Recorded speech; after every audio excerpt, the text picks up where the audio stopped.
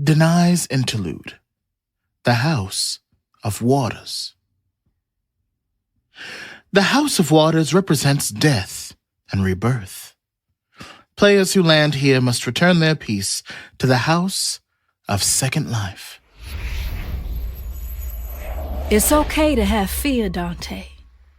No matter how much they pretend otherwise, everybody fears something. Even me. Considering our family's legacy, this isn't something I go around announcing, but I'm terrified of the sea. Not for the reasons everyone else is, as valid as those fears may be. Every summer, Mama would round all us up and drive us down to Alabama for 1 week in July. It was mostly for us to visit her parents, but they never had a clue on what to do with a bunch of us children, so they would take us to Revival. We went every night during that week, and we'd sit under a big tent on metal fold-up chairs that got so hot you would stick to them. On the last night of Revival, they would baptize all the folk that wanted to dedicate their life to Christ. So we'd shuffle on down to the beach and watch them get dipped in the ocean. I saw everybody get dipped in that water. Drunks, gossips, my siblings, even the rascal friends I would make for days at a time when I was visiting. They'd wade into the sea in long white robes, go under the water as people I knew, and come back up strangers. They all had wide smiles, tears in their eyes, and a spring in their step. Brand new creatures.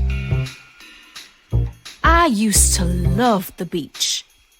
I'd stay out in the water all day. So much so that Mama would yell at me for getting too black. But after watching years of revivals, I felt like I could no longer trust the sea. All those people getting baptized were like changelings, going down as one person before being snatched away and switched out by the time they returned above water. Soon it felt like everyone was watching me, waiting for me to finally get it together and go be reborn in the sea.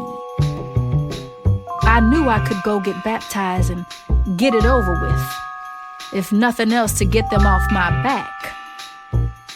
But every time I thought about it, I would start sweating and getting the shakes. I would dream that the sea was a monster that was waiting to swallow me up. And in the dream, I could still see everyone, and I'd be pounding on the crest of the ocean as if it were made of glass, pounding and screaming and crying because I was trapped and watching an imposter step out onto the shore with the pastor, dressed all in white and smiling, and Mama would hug them, and everyone would pat them on the back. And finally, when no one else was looking, it would turn back towards me and smirk, knowing that we were the only people in the world who knew the truth.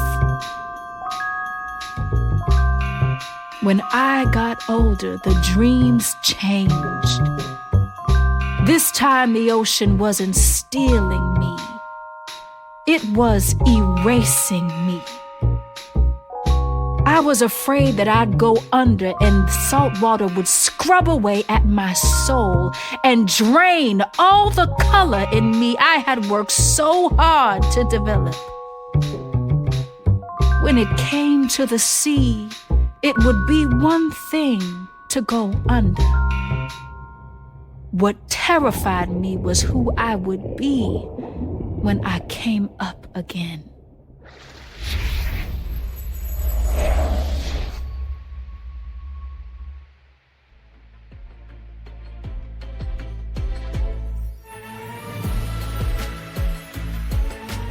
My Blood the Ink is a production of Akeem's Alchemy.